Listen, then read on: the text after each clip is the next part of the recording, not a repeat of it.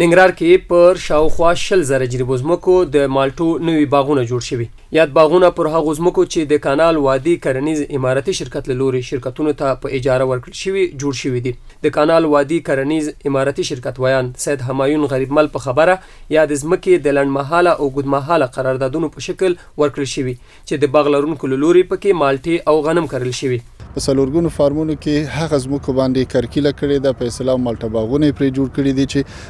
کلونه په دغه ځمکو باندې کرکیله نه وه شوې. نو د 1400 کال نه تر دې وخته پورې اگر چې دغه پروسه اوس هم روانه ده، پر شاوخوا نږدې 100,000 جریبه ځمکه باندې موږ مالټه باغونه جوړ کړي دي چې دغه چاره موږ ته په راتلونکي کلونو کې د مالټو د لا زیات حاصلاتو د لوړوالي زیری راکوي. غریبمل وایي د یادو باغونو په جوړېدو سره زرګونو هیوادوالو ته په مستقیم او غیر مستقیم ډول د کار زمینه برابره شوې او همدارنګه هیواد به د مالټو په برخه کې د پردیو له احتیاجه خلاص شي. په دغه کرنیزو برخو کې موږ سره یو شمېر هیوادوال په کرکیله باندې بوخت دي چې دغه به د دغه هیوادوالو هغه د ژوند او اقتصاد سطح ښه کړي. دې سره پخوا کې هغه ځمکې لکه څنګه چې ما هم ویلې چې کلونه پرې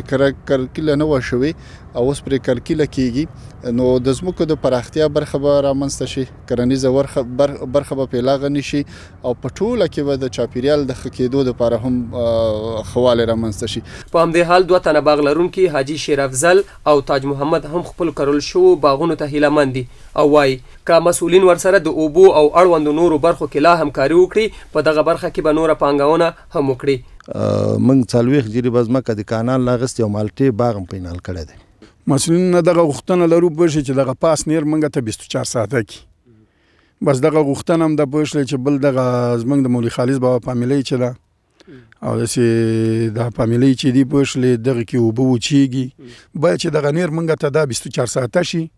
که څه هم ننګرهار د بټي-کوټو ولسوالۍ د مالټو باغونو حاصلات د هیواد بېلابېلو سیمو ته ځي، خو لا هم د هیوادوالو اړتیاوې نشي پوره کولی چې د نوو جوړو شوو باغونو په جوړېدو سره به دغه تشه ډکه شي.